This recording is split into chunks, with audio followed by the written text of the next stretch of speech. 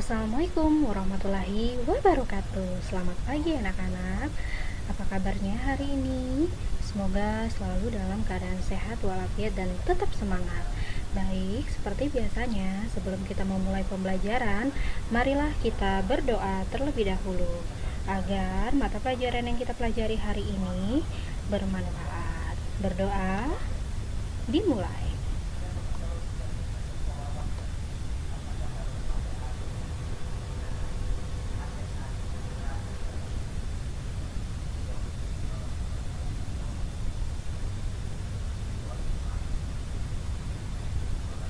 Selesai. Hari ini kita akan belajar mata pelajaran IPA dengan materi gaya listrik dan kegunaannya dalam kehidupan sehari-hari serta perubahan bentuk energi listrik. Nah, mata pelajaran ini terdapat pada tema 7 subtema 2. Disimak dengan baik ya penjelasan materi berikut ini.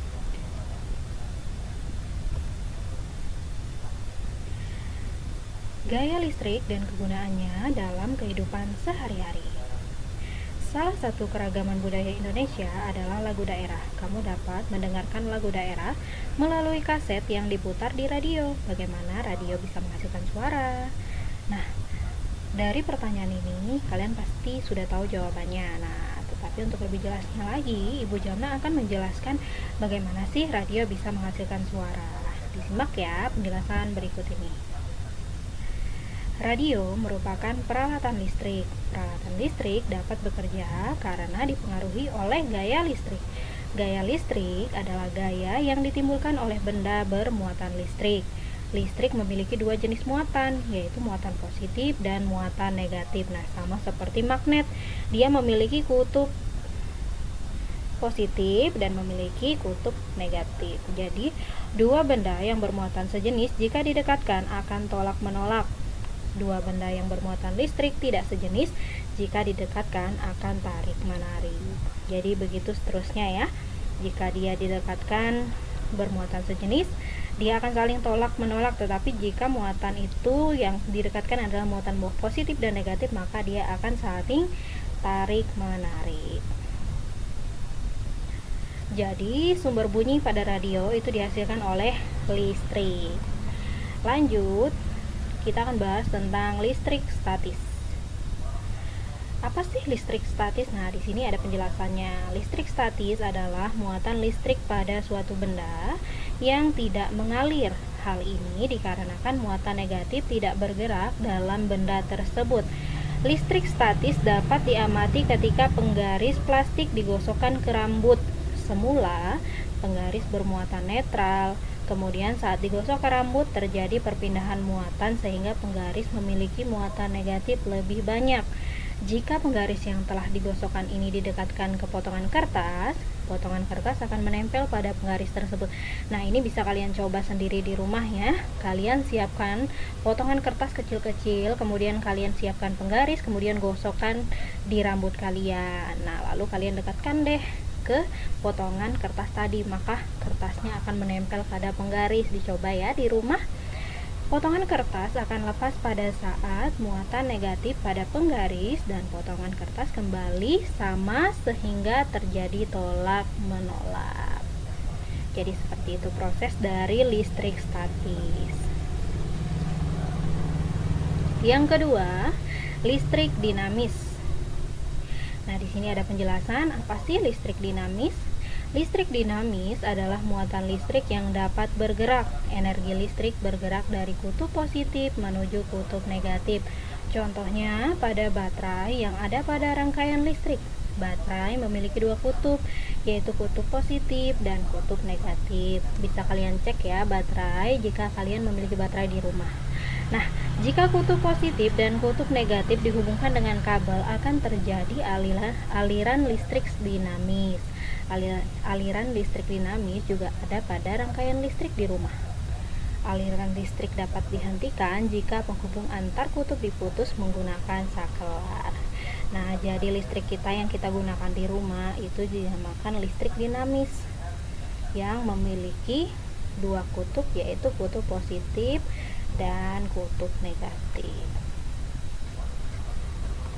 Lanjut, perubahan bentuk energi listrik. Nah, di sini ada beberapa perubahan bentuk yang dihasilkan oleh energi listrik. Yang pertama, energi listrik menjadi energi gerak. Nah, dari energi listrik ini menghasilkan energi gerak. Apa saja contohnya? Perhatikan ya. Nah, di sini ada contohnya. Salah satu contohnya adalah blender.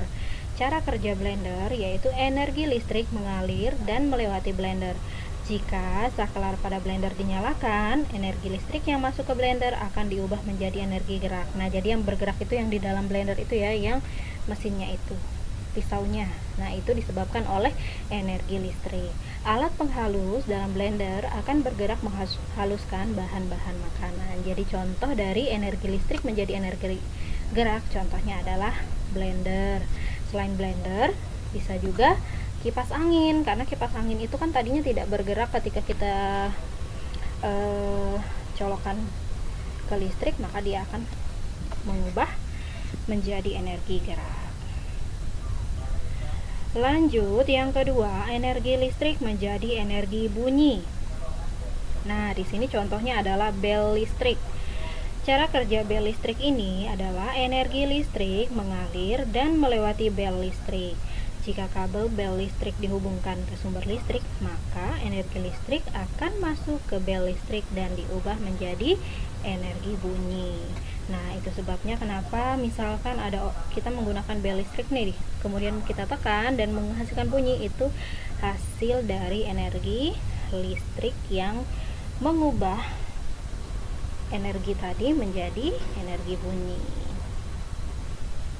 Lanjut, yang ketiga, energi listrik menjadi energi cahaya. Nah, kalau yang ini kalian sudah pasti tahu apa contoh bendanya, karena di rumah kalian pun semua ada energi listrik yang menjadi energi cahaya. Contohnya adalah lampu. Nah, jadi lampu kalian bisa menyala itu karena adanya energi listrik. Nah, di sini cara kerjanya, energi listrik mengalir dan melewati lampu. Jika saklar lampu ditekan, maka energi listrik yang masuk ke lampu akan diubah menjadi energi cahaya. Lampu akan menerangi ruangan. Nah, ini yang keempat, energi listrik menjadi energi panas. Contoh, pemanggang roti. Cara kerja, energi listrik mengalir dan melewati pemanggang roti. Jika tombol pada pemanggang roti ditekan, energi listrik akan memanaskan elemen pemanas pada pemanggang roti. Pemanggang roti akan melakukan fungsinya, yaitu memanggang roti. Jadi sudah ada 4 yang kita pelajari. Selanjutnya yang kelima, energi listrik menjadi energi cahaya dan bunyi. Nah, di sini kalian juga punya nih barang yang ini ada di rumah kalian juga, dimana energi listrik mampu mengubahnya menjadi energi cahaya dan bunyi. Ayo tebak apa bendanya? Ada yang tahu belum apa bendanya? Nah, kalau belum ada yang tahu atau masih penasaran dan bingung, ayo disimak. Jadi contohnya adalah televisi. Cara kerjanya adalah energi listrik mengalir ke televisi. Jika tombol power pada televisi ditekan, energi listrik akan masuk ke dalam televisi dan diubah menjadi energi cahaya dan bunyi. Energi cahaya berupa gambar pada layar dan energi bunyi berupa suara yang keluar dari pengeras suara pada televisi. Jadi yang disebut dengan energi cahaya pada televisi yaitu gambarnya yang ada di layar, sedangkan untuk bunyinya yaitu berupa suara yang keluar dari pengeras suara pada televisi. Jadi ada 5 yang bisa diubah oleh energi listrik. Nah, jadi dari kelima pembahasan tadi itu berarti materi kita hari ini sampai di situ dulu. Nah, sedangkan untuk latihan soal yang harus kalian kerjakan hari ini ada di sini. Jawablah soal di bawah ini dengan benar. 1. Dua benda bermuatan listrik sejenis jika didekatkan akan terjadi apa? Nah, apakah dia tolak menolak ataukah dia saling tarik menarik? Ada di pembahasan materi paling awal. Kemudian yang kedua, dua benda bermuatan listrik tidak sejenis jika didekatkan akan. Nah, kalau dia tidak sejenis, apa yang akan terjadi? Juga ada di pembahasan materi awal. Asalkan kalian memperhatikan penjelasan dari Ibu Jamnah tadi, kalian pasti udah tahu nih jawabannya apa. Yang ketiga, apa yang dimaksud dengan listrik statis? Nah, tadi juga ada penjelasan tentang listrik statis. Yang keempat, mengapa rambut dapat menempel ke permukaan balon yang telah digosokkan ke kain wol? Nah, ini mengapa rambut dapat menempel ke permukaan balon yang telah digosokkan ke kain wol. Nah, ini juga sama ya seperti tadi,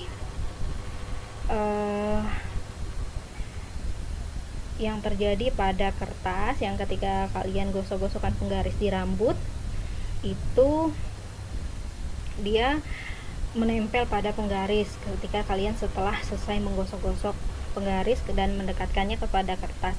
Nah, ini jawabannya sama karena dia terdapat energi listrik apa? Statiskah ataukah listrik dinamis?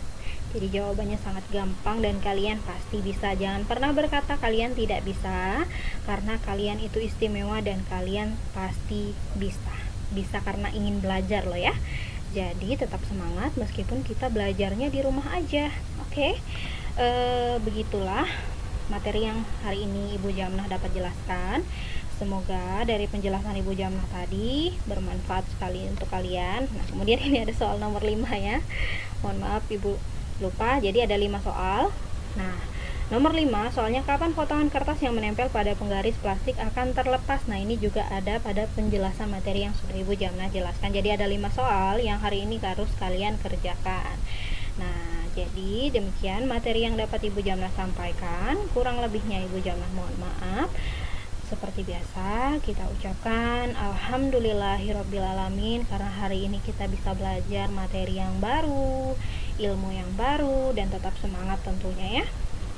Nah, untuk itu sebelum kita menutup pembelajaran hari ini, terlebih dahulu kita berdoa. Berdoa dimulai.